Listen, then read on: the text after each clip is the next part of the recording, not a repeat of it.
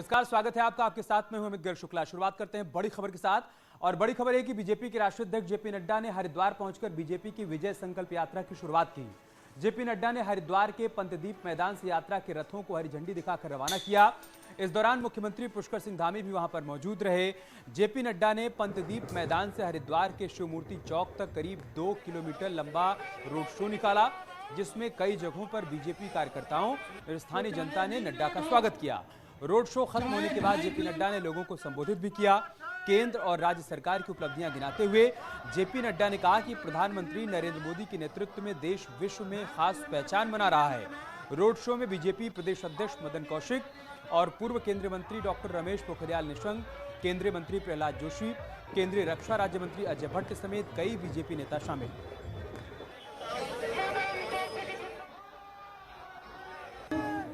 अगर मैं हरिद्वार की बात करूं तो चाहे रिंग रोड हो, चाहे 2.5 किलोमीटर का एलिवेटेड रोड हो, चाहे विकास की दृष्टि से मेडिकल कॉलेज यहां दिया जाना हो, फिर चाहे हरिद्वार के 50 घाटों को इंटरनेशनल स्टैंडर्ड का बनाने का काम हुआ है, तो वो हरिद्वार में हुआ है। ये आपको समझना चाहिए। चारों तरफ मैंने ऐसा उत्साह मैंने देखा है कि इस उत्साह से मैं कह सकता हूं कि हम लोगों का जो लक्ष्य है कि इस बार हम 17 से बड़ी विजय प्राप्त करेंगे, हम उस तरफ बढ़ रहे हैं। डबल इंजन की सरकार ने राज्य में विकास की जो संभावनाएं थी उनको केवल तलाशा नहीं, उन पर काम किया है। हरिद्वार के बाद कल कुमाऊं में बीजेपी की विजय संकल्प यात्रा का आगाज होने वाला है। बागनाथ की भूमि बागेश्वर से केंद्रीय मंत्री अनुराग ठाकुर और सीएम पुष्कर सिंह धामी इस यात्रा को हरी झंडी दिखाकर रवाना करेंगे।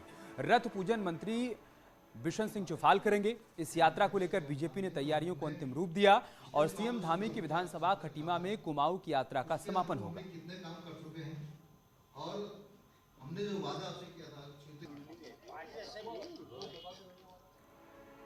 इधर सीएम पुष्कर सिंह धामी आज अपनी विधानसभा खटीमा पहुंचे और यहां पर जनजातीय एकलव्य विद्यालय का लोकार्पण किया। इस दौरान सीएम ने एकलव्य स्कूल को जनजातीय समुदाय की जनता के लिए बड़ा सपना पूरा होने जैसा बताया। 100 बीघा जमीन पर बने इस स्कूल में 400 जनजातीय छात्र पढ़ सकेंगे। इस दौरान सीएम ने क्षेत्र के विकास के लिए कई योजनाओं का लोकार्पण और शिलान्यास भी किया।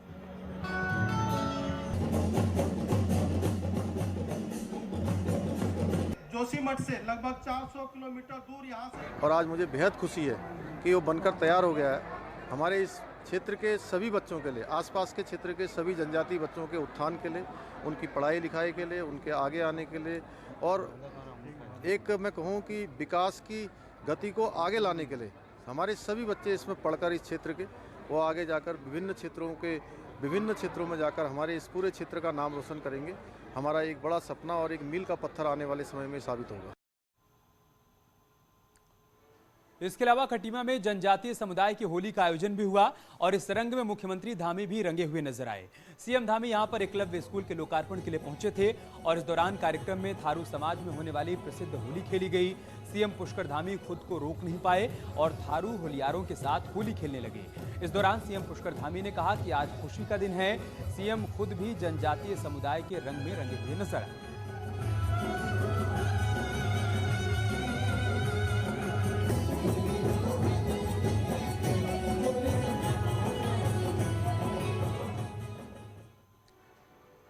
इससे पहले आज सुबह देहरादून में सीएम धामी ने बड़ा बयान दिया। उन्होंने कहा कि आचार संहिता की वजह से फिलहाल टैबलेट नहीं बांटे जाएंगे। वहीं सीएम ने बताया कि छात्रों के अकाउंट में सीधे पैसे ट्रांसफर किए जाएंगे। साथ ही स्कूलों के प्रिंसिपल को भी ये जिम्मेदारी दी जाएगी। धामी ने कहा कि ये सरकार की महत्वाकांक्षी योजना है और सरकार की कोशिश है कि सभी को टैबलेट मिले। इस दौरान सीएम धामी ने कांग्रेस की पोल खोल यात्रा पर भी तंज कसा और कहा कि पोल खोल यात्रा निकालने पर खुद उनकी पोल खुलेगी। इस समय चूंकि आचार संहिता लगने वाली है और हम चाहते हैं कि छात्रों को टैबलेट मिलना चाहिए और ये हमारी सरकार ने घोषणा की थी। मैंने स्वयं इसकी घोषणा की है।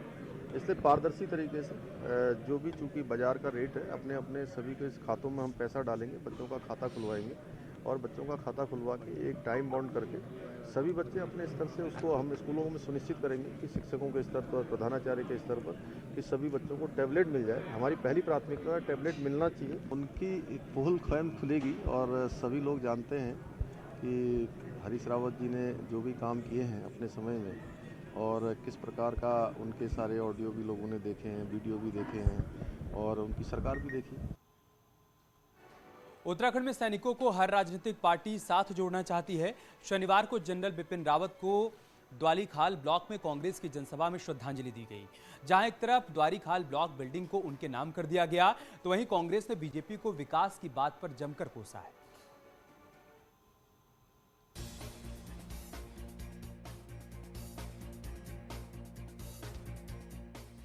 शहीद जनरल बिपिन रावत को कांग्रेस नेताओं ने द्वारीखाल ब्लॉक में श्रद्धांजलि दी और जनरल रावत के गांव के द्वारीखाल ब्लॉक में नई बिल्डिंग उन्हें समर्पित कर दी।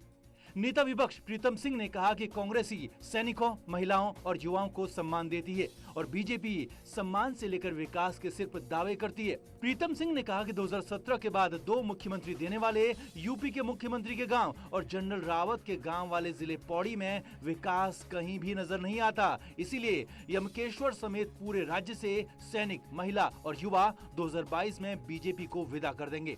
और एक नहीं 2 मुख्यमंत्री इस सरकार में पौड़ी ने दिए, लेकिन जिस तरीके से विकास होना चाहिए था वो विकास दिखाई नहीं दे रहा है। वो नदारत है। लोग हताश हैं, निराश हैं और उसकी हताशा और निराशा का परिचायक आप देख लीजिए, आपके सामने है कि किस तरीके से आज द्वारीखाल ब्लॉक में मातृशक्ति और आम जन का जो है जनसमूह उमड़ करके आया है। 2017 में गढ़वाल की 41 सीटों में से सिर्फ 6 सीटों पर कांग्रेस जीती, लेकिन गढ़वाल प्रभारी रणजीत रावत ने कहा कि देहरादून से विकास की बात करने वालों को देखना चाहिए कि गैरसैंण से लेकर द्वारीखाल तक विकास कैसे होता है। वहीं ब्लॉक प्रमुख महेंद्र राणा ने अपने 1.5 साल के कार्यकाल की तुलना 20 साल के बीजेपी के विधायक के कार्यकाल से की।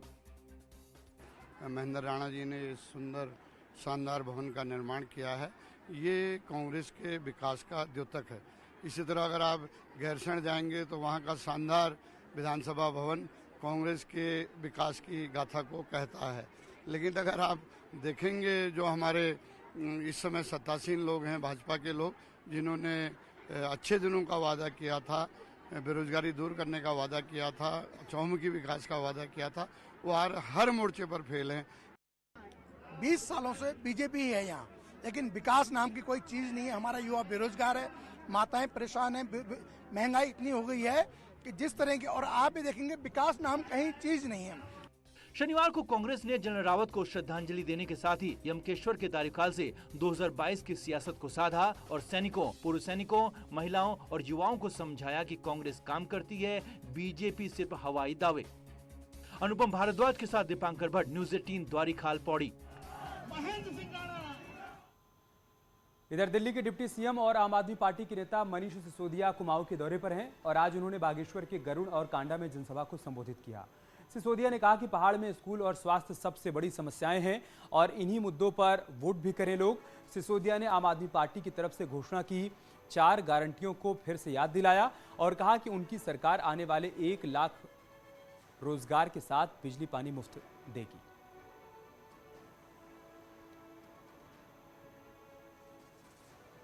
मैंने भी लोगों से यही रिक्वेस्ट किया है कि कांग्रेस और बीजेपी को बहुत देख लिया, आम आदमी पार्टी को एक बार मौका देके देखिए। काम की राजनीति, ईमानदारी की राजनीति के दम पर आम आदमी पार्टी आपके बीच ऐसा काम करेगी जैसा दिल्ली में किया है और उसके बाद आप बीजेपी और कांग्रेस हमेशा भूल जाएंगे। मनीष सिसोदिया आज हुड़का बजाते हुए भी नजर आए। सिसोदिया के स्वागत में छलिया दमुआ बुलाए गए थे और इस दौरान सिसोदिया के हुड़का उन्होंने पकड़ लिया और हुड़के की थाप पर खुद भी थिरके, दूसरों को भी थिरकाया। स्थानीय वाद्य यंत्र हुड़के के साथ सिसोदिया का अंदाज खास नजर आया।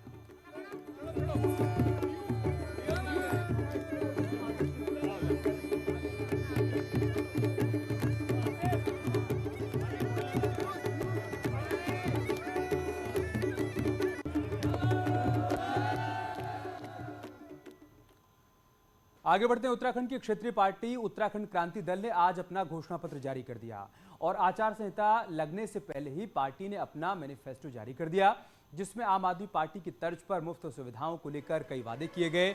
यूकेडी ने घोषणा पत्र में गैरसैंण को स्थायी राजधानी बनाने का वादा किया है और साथ ही बिजली और पानी फ्री देने की घोषणा की गई। स्वास्थ्य और शिक्षा को लेकर भी कई वादे किए गए हैं। साथ ही राज्य के 30% छात्रों को निःशुल्क शिक्षा देने का वादा किया गया, यानी कई तरह की मुफ्त सुविधाओं का वादा किया गया।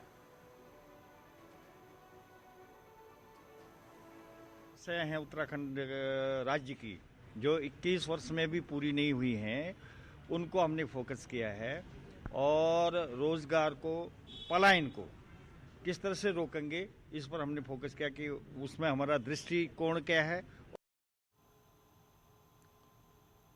उत्तराखंड पुलिस के मुखिया डीजीपी अशोक कुमार ने चुनाव आयोग से बड़ी मांग की है। अशोक कुमार ने रिक्वेस्ट की है कि उत्तराखंड और यूपी से जुड़े बॉर्डर इलाकों में एक साथ चुनाव हो, ताकि बाहरी प्रदेशों से आकर उपद्रव मचाने वालों पर रोक लगाई जा सके। डीजीपी ने इसके लिए चुनाव आयोग से मांग की है ताकि विधानसभा चुनाव शांतिपूर्ण तरीके से संपन्न हो पाए। हम तो यही रिक्वेस्ट करेंगे कि यूपी के साथ हो हमारा सेम डे चुनाव। तो यूपी का जो बॉर्डर है 2 टुकड़ों में होता है, एक टुकड़े में मेरठ साइड होता है, दूसरे में मुरादाबाद साइड होता है। तो पहले भी हमने अनुरोध किया है, इस बार भी हम अनुरोध किए हैं कि हमारा उनके जो यूपी के बॉर्डर के साथ सेम डे कराया जाए। यार रुक रहे एक छोटे से ब्रेक के लिए, जल्द लौटेंगे कुछ और खबरों के साथ।